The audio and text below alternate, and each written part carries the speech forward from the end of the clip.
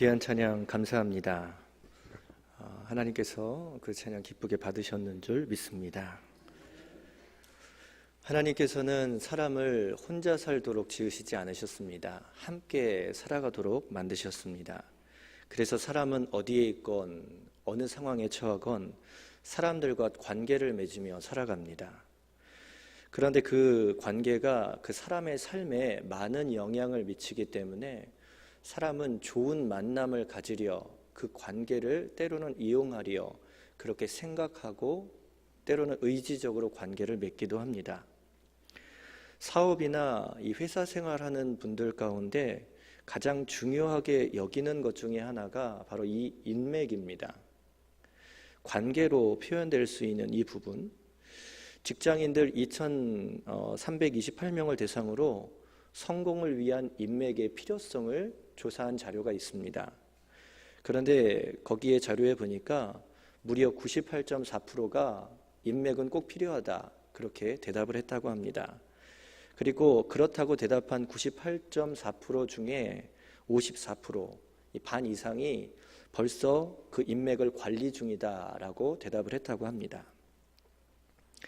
이전에 우리 세상에는 IQ가 중요하게 여기던 시대가 있었습니다. IQ는 Intelligence Quotient, 지능 지수입니다. 이 지식을 어떻게 활용하느냐, 그것이 인생에 있어서 성공을 결정한다. 그래서 IQ를 굉장히 중요하게 여기는 시대가 있었습니다. 그런데 그것이 시간이 흐르면서 IQ가 아니라 EQ가 중요시 여기는 시대로 변화되었습니다. EQ는 감성지수입니다. 얼마나 인간적이고 따뜻한 사람인지를 묻는 지수가 바로 이 감성지수지요. 그런데 지금은 IQ도 EQ의 시대도 아닌 NQ의 시대라고 합니다. NQ는 네트워크 코에피션, 즉 얼마만큼 사람들과 공존할 수 있는 능력이 있는지 이 공존 지수를 매기는 표현이 바로 NQ입니다. NQ가 높을수록 직장 사회에서 인정받고 성공할 수 있는 기회가 높다 여기는 시대, 그것이 바로 NQ의 시대입니다. 관계가 중요한 시대가 되었다라는 것이죠. 세상이 그렇게 관계를 중요하게 여기는 것처럼 성경도 관계를 참 중요하게 여깁니다. 그래서 성경은 이웃을 사랑하라 라고 강조하고 형제를, 원수를 용서하라 라고 그렇게 표현합니다. 실제로 예수님께서는 이웃 사랑을 몸소 실천하셨고 그렇게 이웃을 사랑하는 그 범위를 자기를 해하였던, 자기를 배반하였던 사람들까지도 용서하고 사랑하시는 모습으로 그 모습을 보여주셨습니다.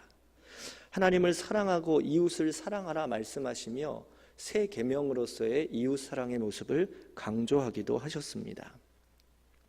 그렇다면 성경에서 타인과의 관계, 이웃을 사랑하는 방법, 이것에 대해서 구체적으로 성경은 어떤 삶을 요구하고 있을까요? 그것이 바로 오늘 말씀에 나오는 내용입니다. 오늘 말씀에는 그 방법으로서 이렇게 표현하고 있습니다. 노하기를 더디하는 것이 사람의 슬기요, 허물을 용서하는 것이 자기의 영광이니라. 노하기를 더디하는 것, 허물을 용서하는 것이 바로 사람과의 관계 가운데 이웃을 사랑하는 방법이다라는 것입니다. 그런데 이것이 바로 노하기를 더디하는 것, 허물을 용서하는 것이 바로 그리스도인이 가져야 할 넉넉함의 덕목입니다. 넉넉함은 모자람이 없이 넘치는 상황을 말합니다. 여유롭고 풍성한 상태를 일컫습니다. 그런데 대개 넉넉함이라고 이야기하면 우리는 대개 물질이 넉넉한 상황을 기대합니다. 그러나 성경에서 말하는 넉넉함, 풍요함은 이 물질적인 것만을 의미하는 것이 아니라 그것을 뛰어넘어 영적인, 정신적인 그런 상태를 많이 말씀합니다. 마태복음 5장 3절에서는 심령이 가난한 자는 복이 있나니 천국이 그들의 것이며 라고 주님께서 말씀하셨습니다. 심령이 가난할 때 천국이 주어진다라고 합니다. 이것은 가난함, 궁핍함의 모습이 아니라 오히려 성령으로 충만한 상태, 넉넉함의 모습을 이야기하는 것입니다. 사도행전 2장에서도 초대교회가 부흥하고 성장하는 모습을 보여주고 있습니다. 그런데 성경은 이들 초대교회의 부흥의 모습을 기사와 표적이 많이 나타나는 모습으로, 또한 성령의 선물인 회개의 역사가 많이 나타나는 모습으로 그렇게 그리고 있습니다. 이 모습은 재물적으로 재산이 넉넉해지고 부요하게 되는 그러한 넉넉한 풍성함이 아니라 오히려 재산과 소유를 다 팔아 서로 나누어 주고 오히려 물질적으로 줄어드는 모습을 그리고 있다라는 것입니다. 즉 성경에서의 넉넉함은 물질적으로 풍요한 모습이 아니라 영적인 부분, 영성으로 풍성하며 성령의 능력을 경험하면서 사는 모습, 그 모습을 넉넉함이다라고 표현하고 있다라는 것입니다. 오늘 본문 말씀은 잠언입니다. 잠언은 지혜에 대해서 이야기하는 책입니다. 그런데 여기서의 지혜는 세상의 지혜가 아니라 하나님의 지혜를 말하고 있는 것입니다. 세상의 지혜는 하나님의 지혜와 다릅니다. 세상의 지혜의 궁극적인 목적은 내 영광이고 내 잘됨이고 내 성장입니다. 이생적이고 물질적인 것에 그 목표가 있습니다. 그런데 하나님의 지혜는 그 방향과 목적이 다릅니다. 하나님의 지혜의 궁극적 목적은 하나님의 영광이고 하나님의 나라의 확장입니다. 이것은 영적인 것이고 신령한 것입니다. 그렇기에 하나님은 이 지혜의 삶을 쫓을 때에 어려움과 고난과 역경들이 있지만 그것을 은혜로 여기고 그 세상의 지혜가 아닌 하나님의 지혜를, 위의 것을 바라볼 것을, 쫓을 것을 요구하십니다. 그래서 골로새서 3장 2절 말씀에는 위의 것을 생각하고 땅의 것을 생각하지 말라라고 말씀하고 계십니다.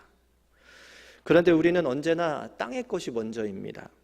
넉넉함을 이야기할 때도 물질적인 넉넉함이 우선이고, 관계의 문제를 이야기할 때도 하나님과의 관계보다 세상적인 관계가 더 우선이 될 때가 많습니다.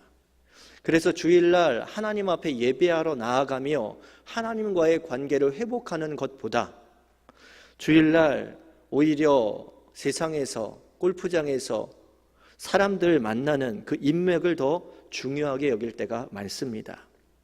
술집에서 만나는 인맥이 하나님 앞에 나와 하나님을 만나는 것보다 내 미래에 더 중요하다고 생각하며 행동하는 일들이 많다라는 것입니다.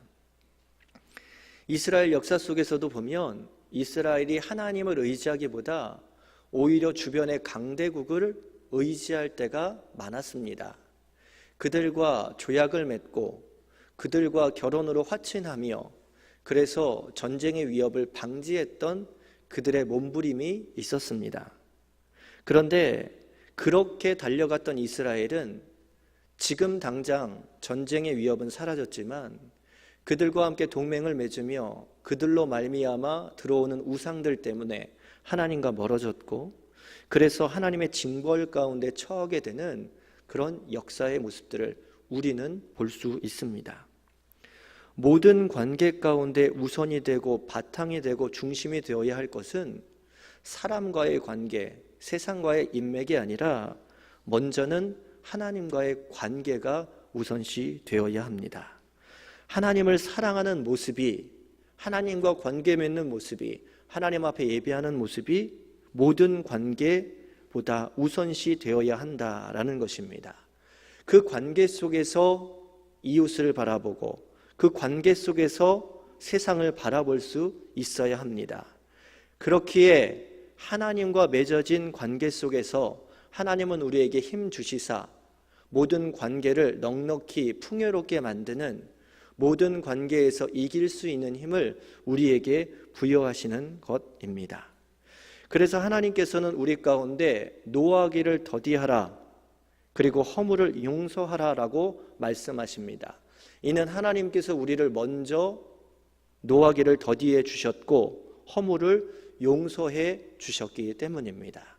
하나님께서 이미 우리에게 그러한 모습으로 보여주셨기에 그러한 모습, 하나님의 관계 속에서 이것을 얻을 수 있는 자들만이 하나님의 받은 은혜를 세상 가운데 온전히 보여주어 노하기를 더디하며 허물을 용서할 수 있기 때문입니다. 오늘 말씀에는 분명 노하기를 더디하라 라고 말씀합니다. 노하기를 더디한다라는 것은 화를 내지 말라는 것이 아닙니다. 느려져야 한다는 겁니다. 천천히 화내라는 것입니다. 사람과의 관계 속에서 우리가 느리게 천천히 노하는 것이 지혜라고 표현하고 있는 것입니다. 사실 이렇게 천천히 가려면 마음에 우선 내가 여유가 있고 넉넉함이 있어야 합니다.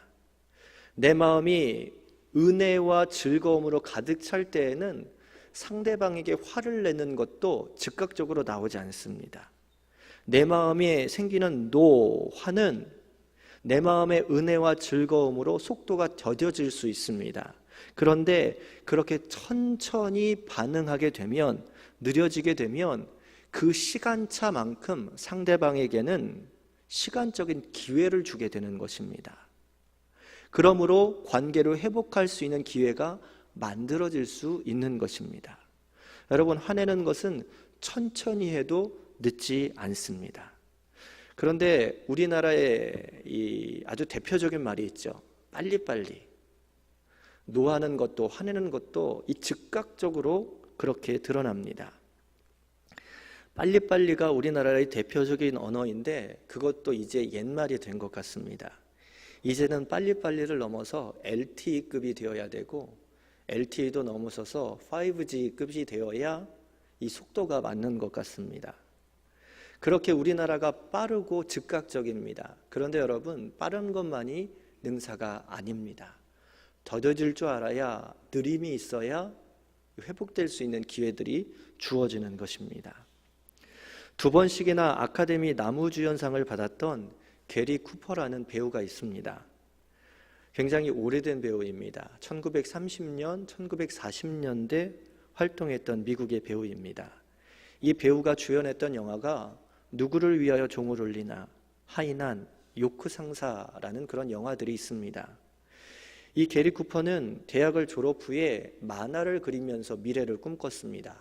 그런데 만화를 그려서 생계가 이어지지 않자 그것을 내려놓게 됩니다. 실패한 것이죠. 그래서 극단에 들어가서 무대 뒤에서 주연 배우의 대사를 읽어주는 그러한 일을 하게 되었습니다. 어느 날 그가 대사를 잘못 전달하는 바람에 주연 배우가 엉뚱한 대사를 내뱉게 되었고, 그래서 그 공연을 망치게 되었습니다. 그 공연을 총괄했던 감독이 화가 나서 그 게리 쿠퍼에게 감봉 처분을 내릴 것을 명령했습니다. 그런데 옆에서 누군가 말하기를 쿠퍼는 견습생이어서 주급이 없습니다. 그렇게 얘기를 하는 거예요. 그러자 감독이 고민하다가 말하기를 그러면 그를 엑스트라로 채용하고 처음 급료부터 감봉해서 시작해라. 그렇게 이야기를 했다는 겁니다. 이것이 기회가 되어서 게리 쿠퍼는 미국의 명배우로 남게 되었다라는 겁니다. 여러분, 사람과의 관계에 있어서 빠르게 대처하는 것이 능사가 아닙니다. 빠름보다는 느리게 대하는 것, 특별히 오늘 말씀에 더디게 노하는 것이 필요합니다. 그 더디게 대하는 것, 그 넉넉함이 타인에게 기회를 주고 좋은 것을 만들게 하며 새로운 것을 창조하게, 새로운 삶을 창조하게 만드는 것입니다. 성자라 불리는 어거스틴이라는 사람이 있습니다. 이 사람은 원래는 개망나니처럼 살았습니다. 그런데 그에게는 그를 위해서 기도하는 어머니 모니카가 있었습니다. 어머니 모니카는 그에게 화를 내고 그를 책망하기보다 끝까지 그를 기다리며 기도해 주었습니다. 결국 어거스틴은 어머니의 기도의 힘으로 주님을 만나게 되었고, 성자라 불리우는 성 어거스틴이라 불리는 위대한 성자의 반열에 오르게 되었습니다. 하나님께서도 이스라엘 백성을 향해 노하기를 더디하셨습니다. 출애굽기 34장 6절에 보면 이렇게 말씀하십니다. 여호와께서 그의 앞으로 지나시며 선포하시되 여호와라 여호와라 자비롭고 은혜롭고 노하기를 더디하고 인자와 진실이 많은 하나님이라. 하나님께서 이스라엘 역사 속에서 이스라엘을 얼마나 많이 참으셨습니까? 즉각적으로 노하셨고 즉각적으로 그들의 죄에 반응하셔서 응징하셨다면 아마 이스라엘 민족은 이미 대가 끊어졌을 것입니다.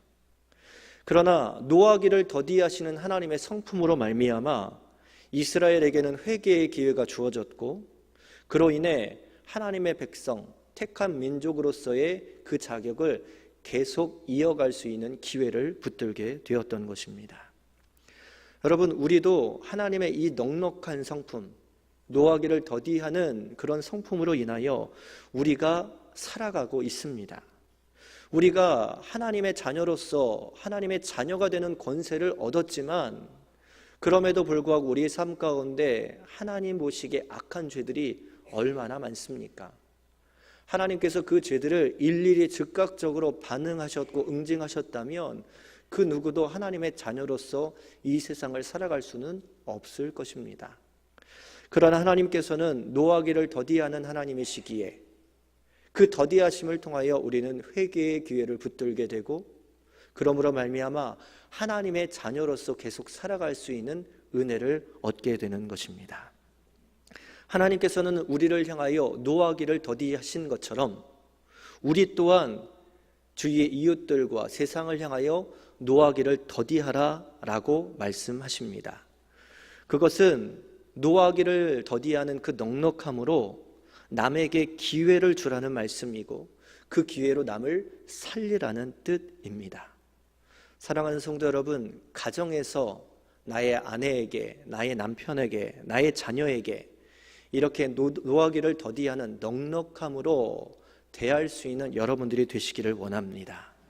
그 모습이 사랑의 기회가 될 것이고 그러므로 말미암아 가정을 든든하게 세우는 힘이 될 것입니다.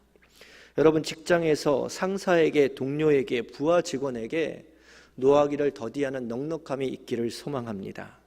그 모습을 통하여 내 인격이 만들어지고 그 인격을 통하여서 하나님의 사랑이 드러날 수 있는 기회가 될 것이며 또한 부하 직원과 또 직장의 사람들과 하나가 될 수 있는 기회가 만들어질 것입니다.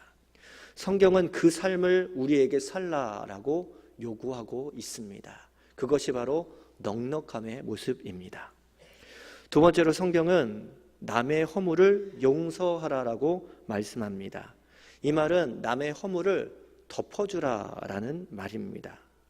그런데 남의 허물을 덮어주기 위해서는 나도 그런 허물을 가지고 있다, 나도 그런 죄를 범할 수 있다라는 것을 먼저 깨닫는 것이 필요합니다.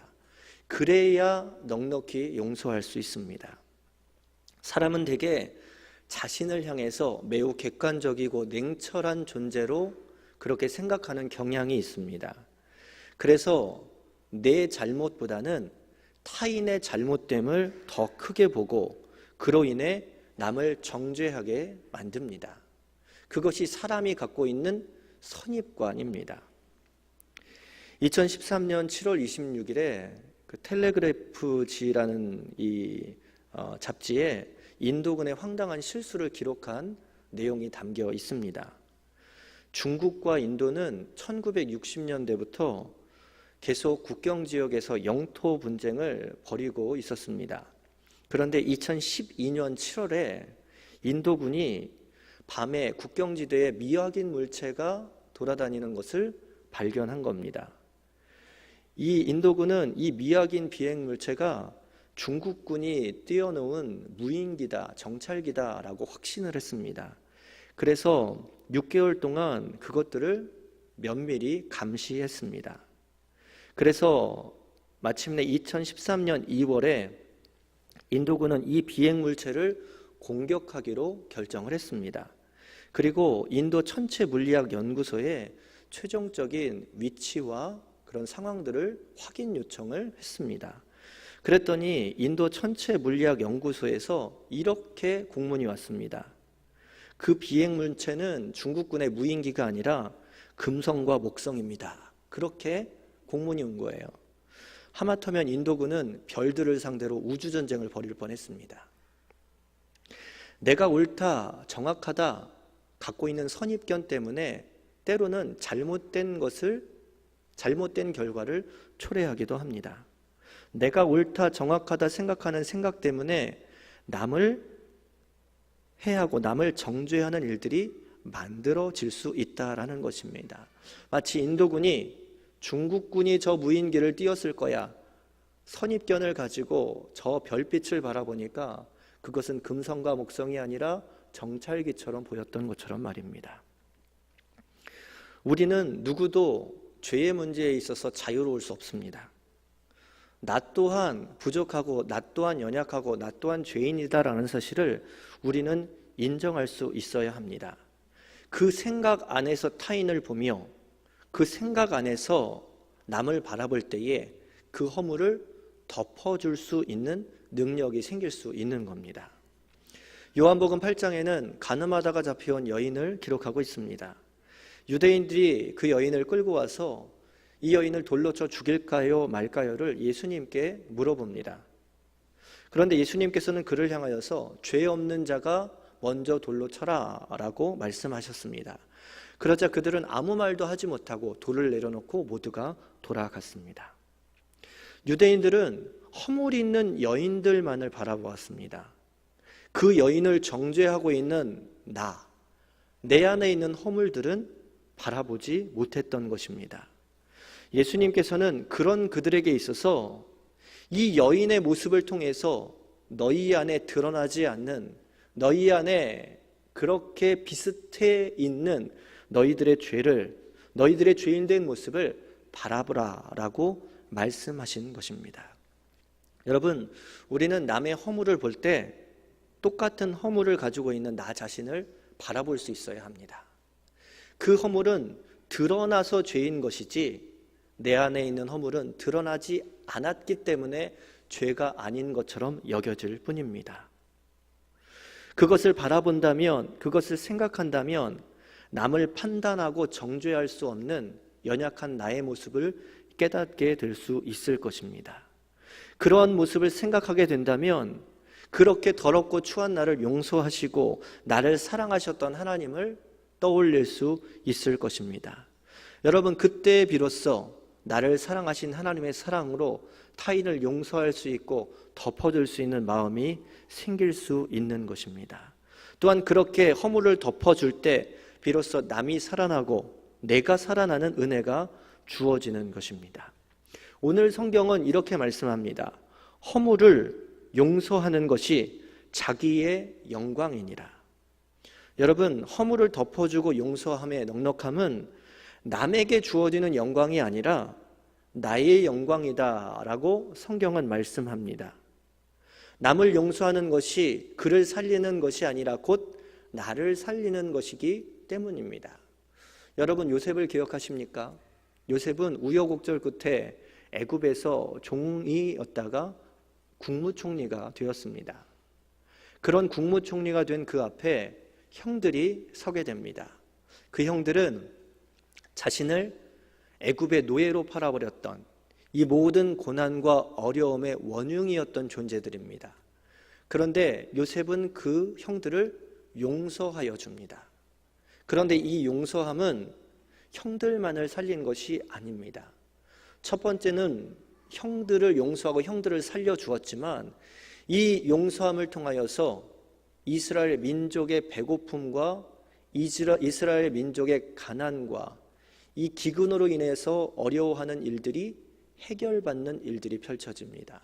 뿐만 아니라 하나님께서 이스라엘 백성을 400년간 종살이함으로 가나안으로 이끌어 주신다. 넓게 그들의 삶을 풍성하게 하시고 그들의 수를 바다의 모래와 같이 하늘의 별과 같이 느리게 하신다라는 그 언약의 과정이 요셉의 용서를 통하여 언약이 이루어지게 된다라는 것입니다. 뿐만 아니라 그렇게 형들을 살리고 이스라엘을 살리고 하나님의 역사를 이룰 뿐만이 아니라 요셉은 그렇게 용서함으로 자기 자신이 형들은 똑같이 동생을 팔아버렸던 패륜의 범죄를 저질렀지만 본인은 그것을 응징함으로 자기의 혈육을 죽이고 범죄하는 일이 아니라 오히려 동족을, 형제를 사랑하는 모습으로 그를 살리는 은혜를 경험하게 되었다라는 것입니다. 여러분, 용서하는 것은 남을 살리는 것만이 아니라 나의 영혼도 살리고 나의 가치도 높이는 일입니다. 요셉이 만약에 그것을 응징하였다면 순간의 쾌락과 순간의 즐거움을 얻을 수 있었겠지만 요셉은 하나님의 꿈을 이루는 사람, 하나님의 꿈을 갖고 넉넉히 승리하는 사람으로서 성경에 존재하지 않았을 것입니다. 용서하였기에 그의 가치가 높아졌고 용서하였기에 그 가운데 영광이 되었던 것입니다. 사랑하는 성도 여러분, 허물을 덮어주고 용서하는 넉넉함으로 나의 가치를 높이고 하나님의 영광을 드러낼 수 있는 여러분들이 되시기를 원합니다. 그러한 넉넉함으로 오늘을 살아갈 때에 그 넉넉함이 오늘의 가정을 회복시키며 우리들의 막혔던 관계들을 허물어뜨리며 그런 하나님의 놀라운 영광으로 나타나게 될 줄 믿습니다. 그것이 그리스도인으로서 가져야 할 성품, 바로 넉넉함의 은혜다라는 것입니다. 오늘도 넉넉함을 가지고 모든 관계 가운데 승리하는, 영적으로 풍요로움을 경험할 수 있는 모든 성도님들이 되시기를 주님의 이름으로 간절히 축원합니다.